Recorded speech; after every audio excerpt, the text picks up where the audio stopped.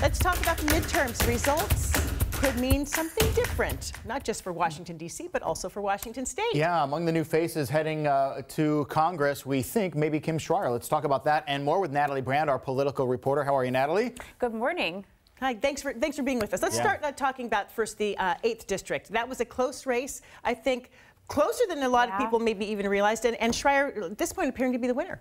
No one is willing to call this race yet, and this race was really a toss-up. We had no idea what the numbers would look like going into last night, but with the first drop of results, which included a big batch of votes from King County, Schreier had, I believe, even what she would admit, a better than expected night. The gap right now is about 6 points, and that is going to be tough for Republican Dino Rossi to overcome. We are still awaiting a number of votes from the Pierce County Plateau area, which is Republican leaning. But at the end of the day, 6 points is a comfortable margin. We'll have to see if Schreier's lead continues to widen after this point. And given what you saw last night, what does that tell you about what voters want in the 8th?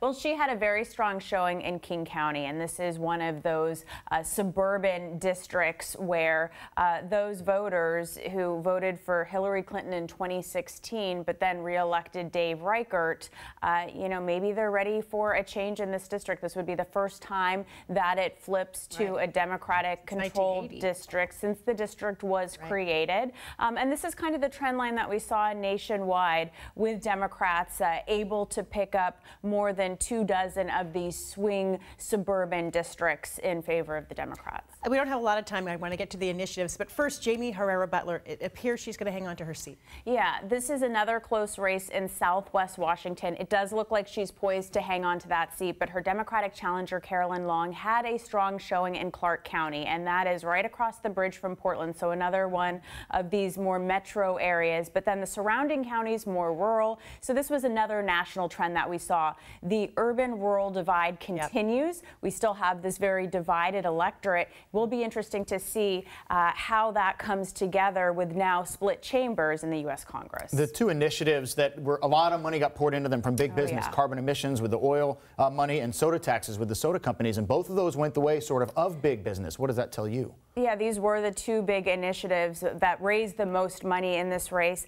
It was really interesting because King County and Jefferson voted, they were the outliers, which oftentimes they are. But so they said yes to the carbon fee and no to the affordable groceries measure. But the rest of the state, it was a resounding no to taxes. And that was really interesting. And when you think about the No on 1631 campaign, the carbon, more than $30 million raised to $15 million on the yes side, 2 to 1. So, you know, voters were flooded with ads.